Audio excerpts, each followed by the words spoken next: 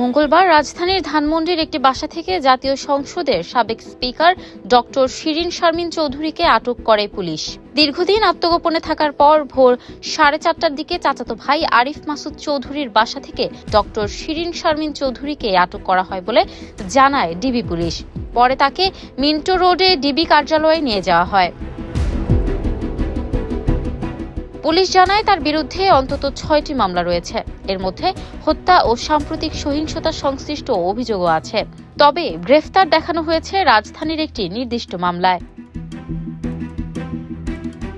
এদিকে গ্রেফতারের খবরের চেয়েও বেশি আলোচনায় তিনি এতদিন কোথায় ছিলেন। 2024 সালের 5 আগস্ট রাজনৈতিক পট পরিবর্তনের পর থেকে কার্যত জনসম্মুখ থেকে আড়ালে চলে যান তিনি। এমনকি স্পিকার পদ থেকে পদত্যাগপত্র জমা দেওয়ার ঘটনাটিও ছিল ধোঁয়াশায় ঘেরা।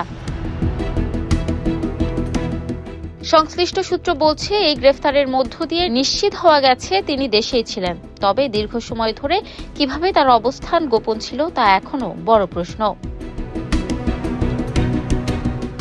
সাবেক আইসিটি প্রতিমন্ত্রী জুনাইদ আহমেদ পলকের এক বক্তব্যে দাবি করা হয়, সরকার পতনের দিন তিনি সংসদ ভবনের একটি কক্ষে আশ্রয় নিয়েছিলেন এবং পরে সেনাবাহিনীর সহায়তায় সেখান থেকে সরিয়ে নেওয়া হয়। যদি তাই হয়ে থাকে, প্রশ্ন আসে তাহলে এরপর তিনি কোথায় গেলেন, কার তত্ত্বাবধানে ছিলেন?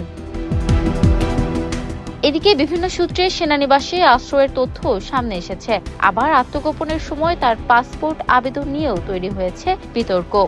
এসব ঘটনায় প্রশ্ন উঠছে, তার অবস্থান সম্পর্কে কি আগে থেকেই জানত আইন শৃঙ্খলা বাহিনী, নাকি কৌশলগত কারণে এতদিন তাকে গ্রেফতার করা হয়নি? আওয়ামী লীগের দীর্ঘ শাসনামলে বহু নেতার বিরুদ্ধে দুর্নীতি ও অনিয়মের অভিযোগ উঠলেও শিরিন শারমিন চৌধুরীকে তুলনামূলকভাবে কম বিতর্কিত হিসেবে দেখা হতো।